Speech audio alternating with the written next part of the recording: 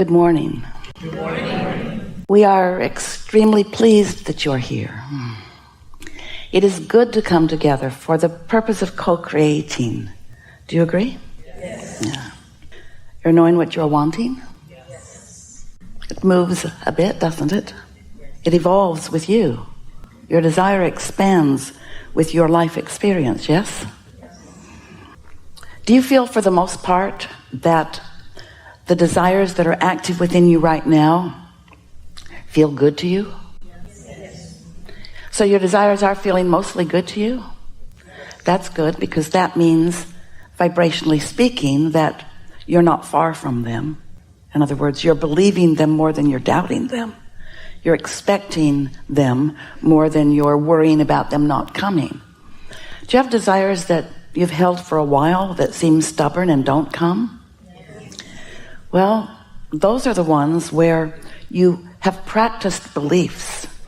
It's interesting, isn't it? So you're growing up and somebody close to you, maybe your mother, she believes something and she talks about it all the time.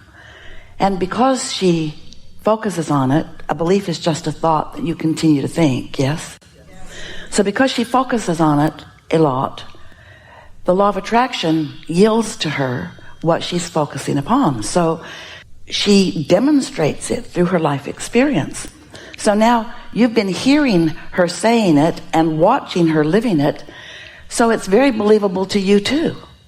And so you then tell the same story and demonstrate the same things, not realizing that it is your attention to it that is causing the law of attraction to respond to you. And so if you're like most people, you have beliefs that serve you well and some beliefs that are not serving you so well. And a belief that gets in the way of your desire is not serving you.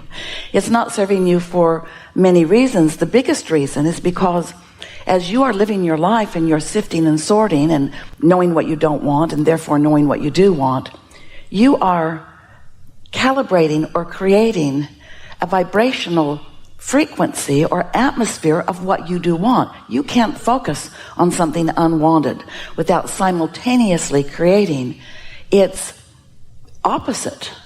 So if you feel afraid, you create more clarity and strength. If you feel unworthy, you create more worthiness. There's a equal vibrational wave on either side of this equation. You are source energy demonstrating in these physical bodies. You are an extension of source energy. And you came into this environment, this balanced, glorious, diverse, contrasting environment, so that you, as a magnificent creator, could evaluate from your important and personal point of view, so that you could acknowledge what is not pleasing to you. And in the same moment, you would begin acknowledging what would please you. But the thing is, with you and your physical perspective, when you are really aware of what you don't want, you are so aware of what you do not want that you're not aware of the other side of that equation. But the source from which you have come is your inner being knows that you are asking for more prosperity and more kindness and more love and more clarity when you are focused upon things that are not that way. So without knowing it, you are creating a vibrational reality. It is so vivid and so real and so important and so the very reason that you are here in your physical body that we, in wanting to get your attention about it, we've called it the vortex. We want you to realize that it is something that is real, and it is something that is created by you, and it is something that is tended by that source energy part of you. When you launch a rocket of desire, that non-physical part of you becomes it. But sometimes that's hard for you to hear because you are so accustomed to acknowledging you or me in my physical human body that you don't realize that you are so much more than this physical human body. You are source energy. You are energy vibration. That is primarily what you are. And that energy is demonstrated, is manifested in this physicality. But you are source energy. So as you launch those rockets of desire, you are actually causing the non-physical part of you to become more and more and more as a result of your life experience. You are causing expansion, universal expansion.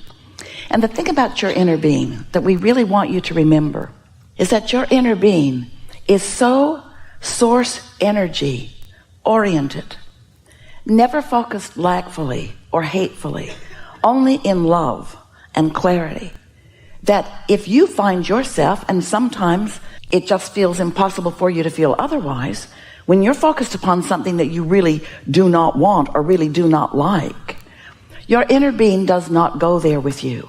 That's why your emotional guidance system works for you the way that it does.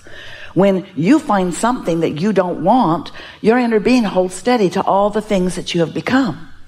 And while you are focused upon what you do not want, while you're calibrating to that without even realizing you are simultaneously calibrating to what is preferred, and that is what your inner being calibrates to. When you have what you call your death experience, we like to call it croaking, because we like to be disrespectful of your idea of death, because your idea of death does not exist. When you croak, you will reemerge into non-physical, into that pure positive energy place where all doubts and fears are left behind.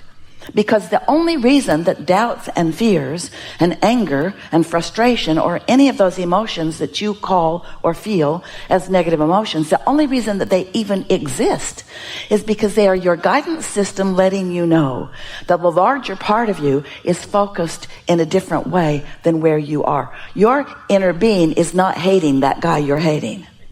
And the reason you feel the way you do when you focus in such a way is because the larger part of you, the more of you, the most of you, the who you really are of you didn't go to that thought. So you might wonder, well then, why didn't I just stay there with them? Sounds nice. And we say, because we all wanted the experience of expansion. If you don't know what you don't want, you can't know what you do want. Contrast is what causes you to focus the more into becoming. That's what creation is. It's focus. Because creation happens with thought. We know you think it happens with your action because you move things around and you get stuff done.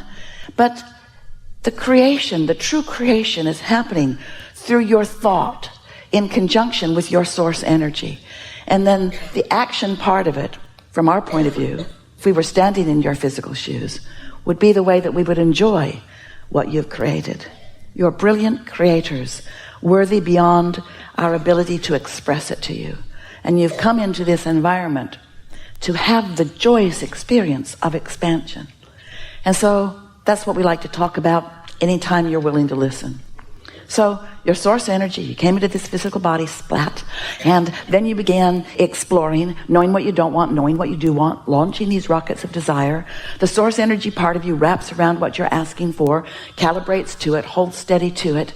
And this is the part that we really want you to hear. You've been hearing about this law of attraction thing, yes? Well, the law of attraction is such a real thing. It is what manages all vibrations universally. And it means that what you focus upon is what comes to you. If you see something and you say yes, what you are saying yes to is coming to you. If you see something and you shout no, what you are shouting no at comes to you. Because there is no yes and no in an all-inclusive universe. There's only attention to it or not. So as you are exploring and launching these rockets of desires and the law of attraction is responding to you, we really want you to understand that the law of attraction is responding to that larger non-physical part of you too. And because there's no resistance present in the frequency of your source energy, then what is focused upon from the perspective of your source is powerfully attracted to that source energy part of you. That's why this vortex that we talk about, your vortex that you've created through the living of your life, and some of it even before you got here into this physical body, it is huge and it is powerful and it is attractive in nature, 1,000,000 times more attractive. That isn't even the right relationship from what you could focus upon in your physicalness.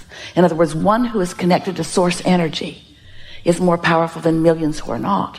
So when you are focused in your physical body, if you are focused in alignment with your source, which means you feel great, you're feeling love or appreciation or something like that, When you're lined up like that, when you're tuned in, tapped in, turned on like that, your point of attraction is so powerful.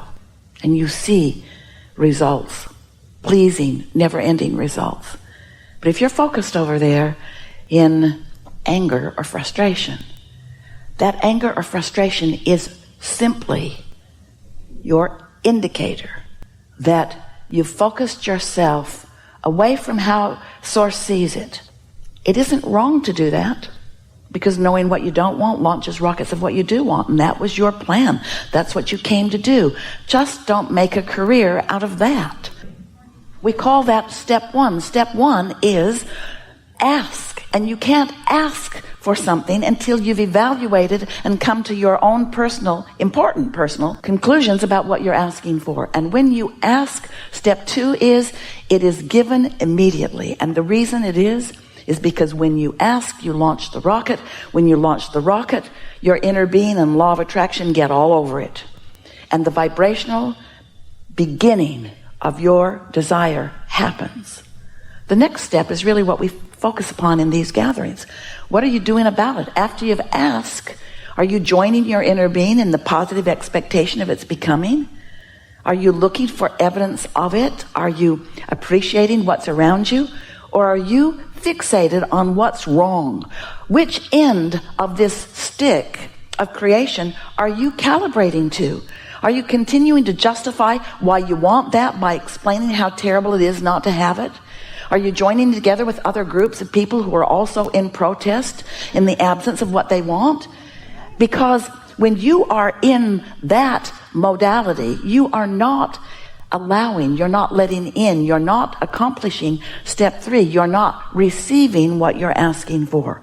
In fact, you're resisting what you're asking for. And then step four is you just get really good at being in the receiving mode. And step five, our favorite really, takes a while to get there. Step five is when you're back in step one and you don't mind. You're back in step one and you understand the value of it. You're back in step one and you know you're sorting and sifting and calibrating, and you know the whole time you're writhing in the discomfort of what's wrong, you're creating an equivalent rightness of what's right. In other words, you understand that. And once you get the hang of this, once you are willing to acknowledge that feeling good is a good thing for you, once you acknowledge that your inner being is always aware of you, never apart from you, always rooting for you, aware of every engagement you have with every thought, word, or deed, aware of you, always aware of you, and while aware of you, having thoughts about you, pure, positive thoughts about you, thoughts of expectation, thoughts of success, thoughts of adoration, thoughts of your worthiness, thoughts of thankfulness for you playing your role in the expansion of the universe. And when you get crossways of those thoughts, like when you put yourself down or others, or like when you push hard against something unwanted, when you have those kinds of thoughts, then all that has happened is you've set up some resistance so that you're not in the receiving mode, not in the receiving mode of what you want, not in the receiving mode of your connection with your inner being that feels like love and appreciation, not in connection with clear thoughts that stream from your vortex into your own mind. When you have resistance, you block the stream that's flowing to you. You block the good ideas. Your inner being knows where you stand in relationship to everything you desire. And it's constantly streaming awareness of how to get there. But if you're all balled up in what's wrong, you're not getting any of those messages. But it doesn't stop the messages.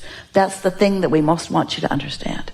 Your inner being is flowing to you at all times. The question is, are you in the receiving mode or not?